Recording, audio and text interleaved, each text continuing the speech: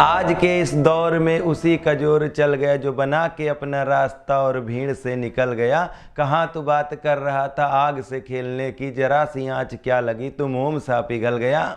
मेरे प्यारे state Bihar commerce के एस्पिरेंट्स, आपके लिए लेकर के मैं हाजिर हूँ प्रैक्टिस सेट 6 जो कि ऑडिटिंग के लिए है। तो आइए हम स्टार्ट करते हैं आज का सेशन। हमारा आज का फर्स्ट क्वेश्चन है, देखिए, सामान्यतः कंपनी लेखा परीक्षक की नियुक्ति द्वारा की जाती। Normally a company auditor is appointed by. Option में देखिए, ए केंद्र सरकार, बी शेयर धारकों द्वारा, सी निदेशक मंडल और डी कंपनी विधि बोर्ड। तो देखिए यहाँ पर central government, share holders, board of directors, company law board. तो देखिए सामान्यतः कंपनी लेखा परीक्षकों की नियुक्ति कौन करता है? शेयर होल्डर्स ही मीटिंग में करते हैं। तो राइट ऑप्शन क्या हो जाएगा?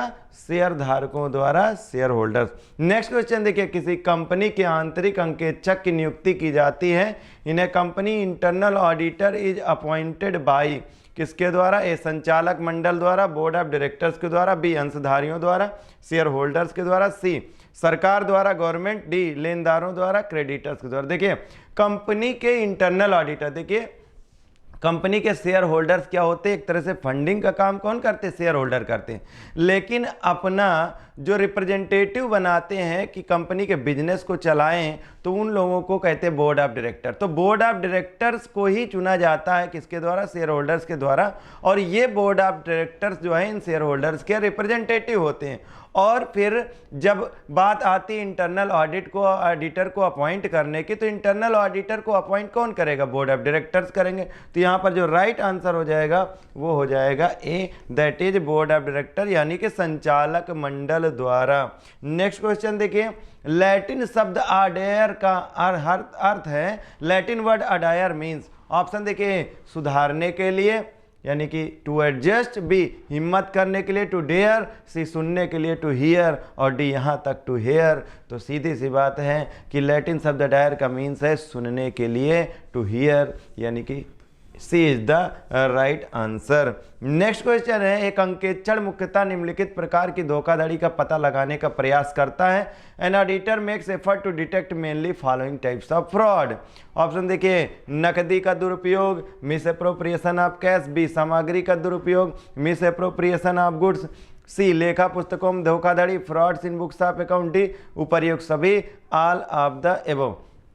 तो देखिए एक लेखा परीक्षक यानी कि ऑडिटर, ये सारे जैसे कि मिस एप्रोप्रिएशन ऑफ कैश, चाहे तो मटेरियल का मिस एप्रोप्रिएशन होना या फ्रॉड होना बुक्स ऑफ अकाउंट में, इन सब का पता लगा पाना उसके लिए होता है, यानी कि उसकी ड्यूटी होती है इन चीज़ों का पता लगाने का प्रयास करना। तो यहाँ पर इनको देखिए रोकने का काम नहीं है उसका, ये रोकने का काम नहीं, सिर्फ वो क्या करता है कि ये फ्रॉड हैं। अब देखिए जब उसको ये चीज़ मालूम होती है कंपनी के कर्मचारियों को, लोगों को, कि ये जो भी त्रुटियां यानी कि जो भी धोखाधड़ी है ये उनके द्वारा पता लग जाएगी, तो अपने आप ही रोक लगना चालू हो जाती है। लेकिन ऑडिटर का काम रोकना नहीं होता, सिर्फ पता लगाना होता है। नेक्स्ट क्वेश्चन देखिएगा, जब अंकेक्षण का कार्य नियमित अथवा अनियमित रूप से वर्ष भर चालू रहता है तो इसे कहा जाता है when the audit is conducted regularly और irregularly throughout the year it is called as. Option देखिए, सतत अंकेक्षण कंटिन्यूअस ऑडिट, बी वैधानिक अंकेक्षण स्टैट्यूटरी ऑडिट, सी आंतरिक अंकेक्षण इंटरनल ऑडिट, और डी अंतरिम अंकेक्षण इंटरिम ऑडिट। चलिए एक एक के बारे में यहाँ पे बात कर लेते हैं कि सतत अंकेक्षण क्या होता है, कि जो ऐसा ऑडिट जो कि पीरियडिकली स्टार्ट रहता है, यानी कि एक रेगुलर पीरियड ऑफ टाइम पर होता ही रहता है, उसको क्या बोलते हैं? कंटिन्यूअस ऑडिट रहता है। अब ये जरूरी नहीं है कि डेली हो, ये हो सकता है फोर्टनाइटली हो, मंथली हो, 3 मंथली यानी कि क्वार्टरली हो सकता है। दूसरी बात, वैधानिक अंकेक्षण जो कि स्टैट्यूटरी ऑडिट किसे कहते हैं? जनरली ये स्टैट्यूट के द्वारा किया जाता है और वो किसके लिए? कंपनियों के लिए, उनके लिए मस्ट होता है कि वो ऑडिट कराएं, तो इसलिए इनको स्टैट्यूटरी ऑडिट कहते हैं। आंतरिक अंकेक्षण इंटरनल ऑडिट है, ये इंटरनल कंट्रोल सिस्टम के अंतर्गत इंटरनल ऑडिट करी जाती है और ये मैनेजमेंट के द्वारा इंटरनल ऑडिटर अलग से लाए जाते हैं, यानी कि अलग से अपॉइंट किए जाते हैं। ऐसे एम्प्लॉयज को अलग से उनको इस बात के लिए सैलरी दी जाती है और वो इस चीज़ का ऑडिट करते हैं।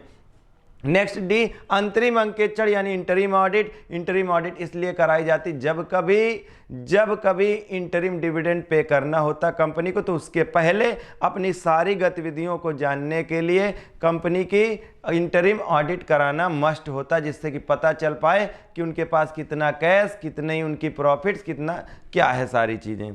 तो देखिए यहाँ पे राइट आंसर हो जाएगा, वो हो जाएगा A, that is continuous audit. Next question है, टाटा कंपनी लिमिटेड के लिए अंकेक्षण है या ऑडिटिंग कराना टाटा एक कंपनी लिमिटेड है, और इनके लिए क्या है, नेसेसिटी है यानी कि आवश्यकता है, बी लग्जरी है यानी कि विलासिता है, सी प्रतिष्ठा मूलक यानी कि सिंबल ऑफ प्रेस्टीज है, डी आवश्यकता एवं विलासिता दोनों है, necessity and luxury both.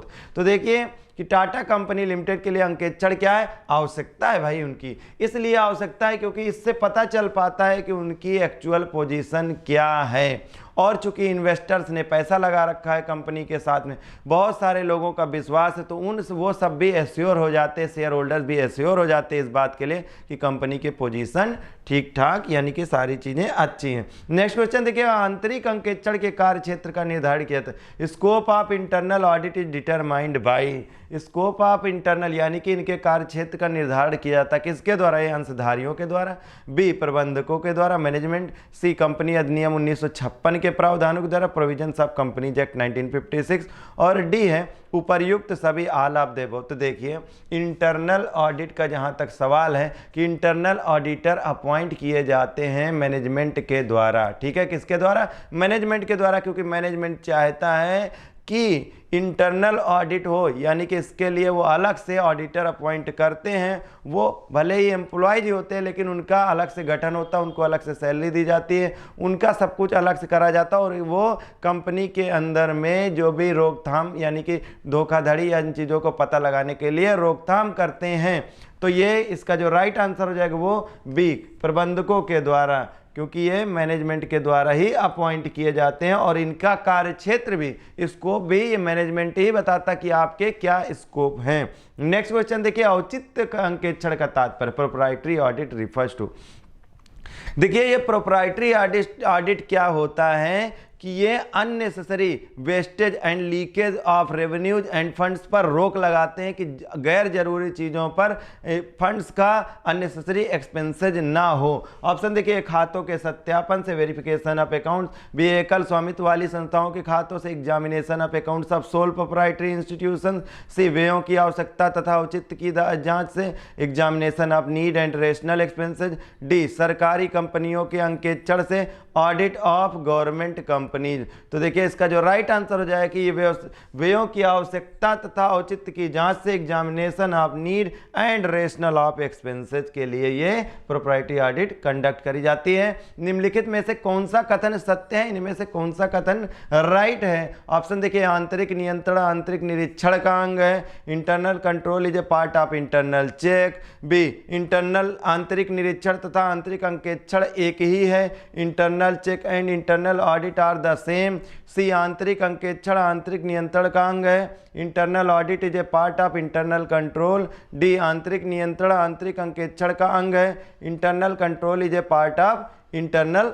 Audit. तो देखिए यहाँ पर जो इसका राइट आंसर हो जाएगा वो क्या होगा, आंतरिक अंकेक्षण आंतरिक नियंत्रण का अंग है, यानी कि internal audit is a part of internal control. अब देखिए यहाँ पर कि इंटरनल कंट्रोल जो है वो ब्रॉड टर्म है, ठीक है। इंटरनल कंट्रोल तो रोकथाम के लिए होता है, इंटरनल कंट्रोल ये एक ब्रॉड टर्म है, वाइडर टर्म है, और इसके अंदर में दो चीजें आती, क्या आती है, एक तो आता है इंटरनल ऑडिट, इंटरनल ऑडिट, और दूसरा क्या आता है, इंटरनल चेक।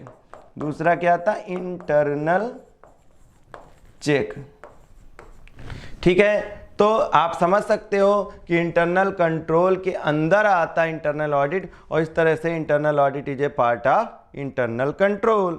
नेक्स्ट क्वेश्चन है, अंकेक्षण जिसे अंतिम लेखा तैयार होने के पश्चात किया जाता है, ऐसा अंकेक्षण जब अंतिम खाते तैयार हो जाते हैं उसके बाद, अंतिम लेखे के बाद ही किया जाता है, उसको क्या कहते हैं। Auditing which is taken up when final accounts are ready is called. Option देखिए, ए सामयिक अंकेक्षण पीरियोडिकल ऑडिट, बी सतत अंकेक्षण कंटिन्यूअस ऑडिट, सी अंतरिम अंकेक्षण इंटरिम ऑडिट, डी अनियमित अंकेक्षण इरेगुलर ऑडिट। तो यहाँ पर जो राइट आंसर हो जाएगा वो होगा सामयिक अंकेक्षण यानी कि पीरियोडिकल ऑडिट। ये एक पीरियड समाप्त होने के बाद में होता है, इसलिए इसको क्या बोलते हैं, सामयिक अंकेक्षण या पीरियोडिकल ऑडिट। नेक्स्ट क्वेश्चन देखिए, वैधानिक अंकेक्षण कर्तव्यवाद है, statutory auditor is duty bound to. Option देखिए, प्रबंधकीय प्रक्रियाओं तथा कार्यविधियों के पुनरीक्षण हेतु, review procedure the managerial processes and B company विधि के प्रावधानों के अनुरूप कंपनी के अंतिम लेखों को बनाने के लिए, to prepare the final accounts of the company in accordance with the provisions of the company law,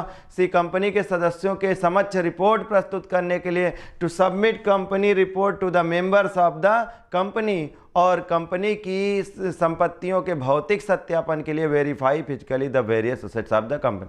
तो देखिए, जो स्टैट्यूटरी ऑडिटर हैं वो बाउंड होते हैं कि कंपनी के सदस्यों के समक्ष उनकी ये जो इन्होंने ऑडिट करी उसकी रिपोर्ट प्रस्तुत करें। तो यहाँ पर राइट आंसर क्या हो जाएगा, C will be the right answer, to submit company report to the members. ठीक है, नेक्स्ट क्वेश्चन देखिए, आंतरिक अंकेक्षण किया जाता है, internal audit done. Internal auditor कौन नियुक्त करता है, मैनेजमेंट नियुक्त करता है। इंटरनल ऑडिटर इंटरनल कंट्रोल के ही अंतर्गत आता है। इंटरनल चेक और इंटरनल ऑडिट का दोनों का एक ही उद्देश्य होता है कि कंपनी में जो धोखाधड़ी होती है उनको पता लगाने के लिए। ठीक है, तो यहाँ पे कहा गया कि इंटरनल ऑडिट डन, लाभांश की घोषणा में प्रबंधकों की सहायता के लिए, to help management in declaring dividend, B पूंजी क्षरण को रोकने के लिए, to stop capital erosion, C उत्पादन लागत को कम करने के लिए, to reduce cost of production, D मार्गदर्शन के लिए, यानी to guide in price fixation. तो यहाँ पर राइट आंसर हो जाएगा बी, दैट इज पूंजी क्षरण को रोकने के लिए,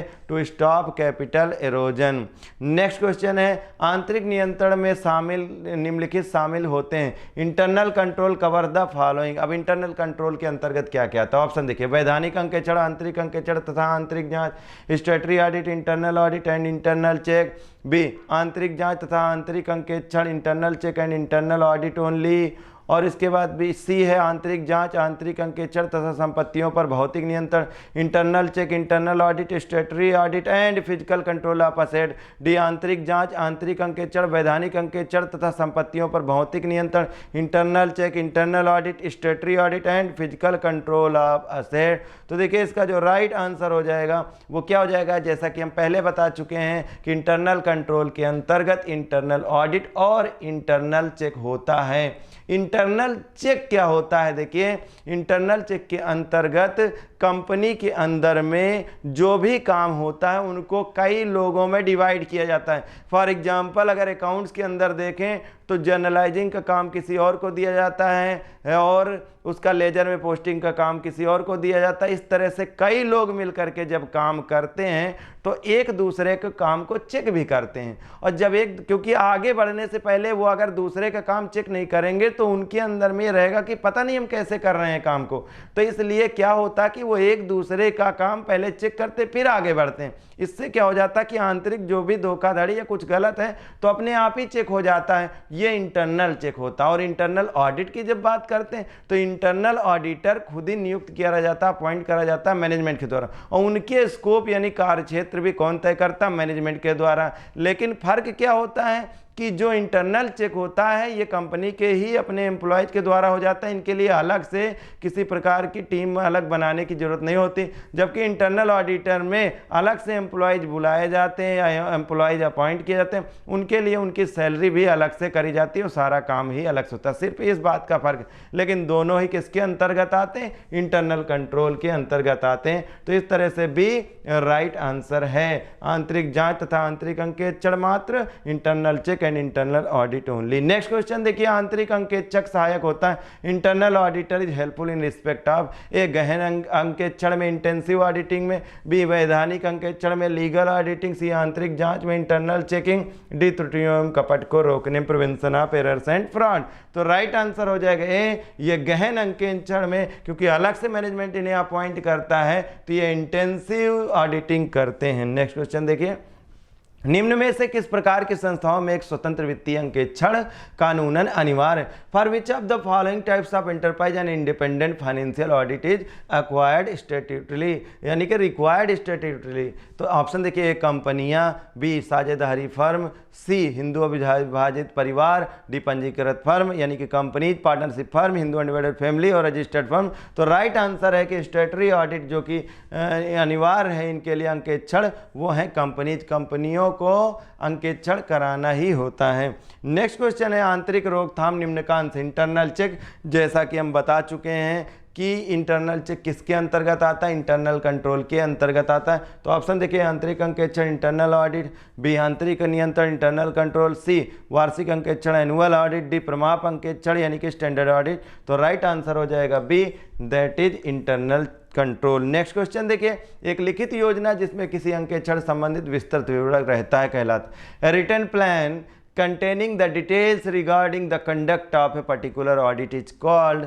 ऑप्शन देखिए, अंकेक्षण कार्यक्रम ऑडिट प्रोग्राम, बी अंकेक्षण स्मरण पत्र ऑडिट मेमोरेंडम, सी अंकेक्षण पुस्तिका ऑडिट नोटबुक, डी इनमें से कोई नहीं, नन ऑफ दीज। तो देखिए, जो रिटन डॉक्यूमेंट होता है यानी कि लिखित योजना जिसमें अंकेक्षण संबंधित विस्तृत विवरण रहता है, क्या कहलाता है? इसे हम ऑडिट प्रोग्राम या अंकेक्षण कार्यक्रम कहते हैं। नेक्स्ट क्वेश्चन देखिएगा, भारतीय कंपनियों के लिए निम्नलिखित में से किस प्रकार का अंकेक्षण कराना वैधानिक रूप से अनिवार्य नहीं? देखिए, स्टैट्यूटरी जो अनिवार्य होता है वो कंपनियों के लिए होता है, और कहते हैं यहाँ पर वैधानिक रूप से अंकेक्षण कराना कौन सा अनिवार्य नहीं है। Which of the following types of audit is not statutorily required for companies in India? Option देखिए, आंतरिक अंकेक्षण इंटरनल ऑडिट, बी लागत अंकेक्षण कॉस्ट ऑडिट, सी अंतिम खातों का अंकेक्षण audit of final account, D उपर्युक्त सभी ऑल ऑफ द एबव। तो देखिए, इसका राइट आंसर है आंतरिक अंकेक्षण यानी कि इंटरनल ऑडिट कराना कंपनियों के लिए जरूरी नहीं है, आवश्यक नहीं है,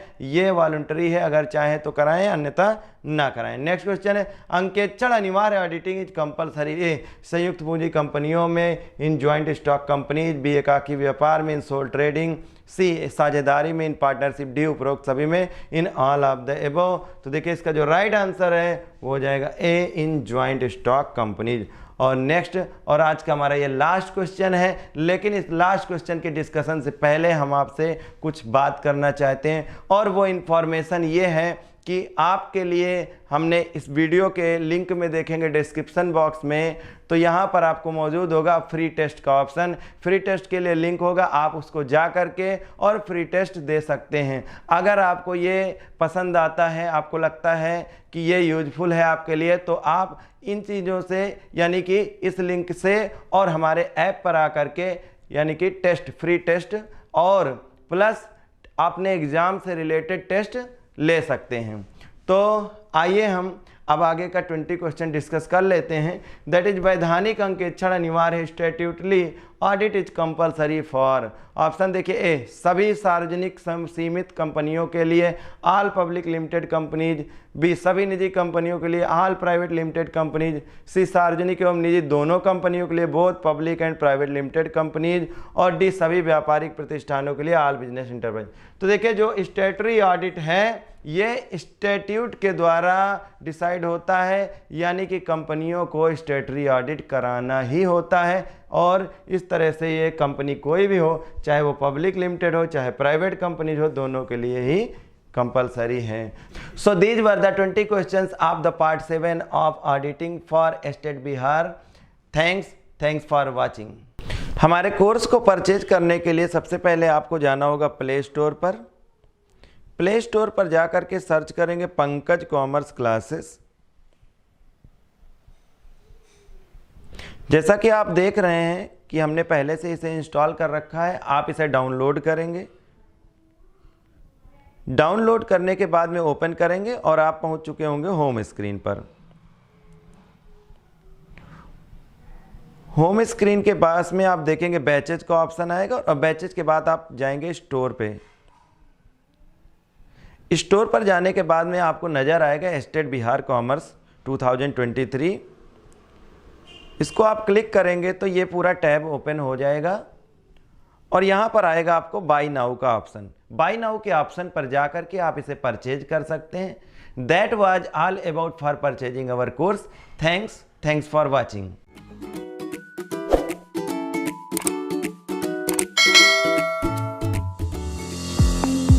Now, students can enjoy online mode of digital learning with official app of Pankaj Commerce Classes available in Play Store.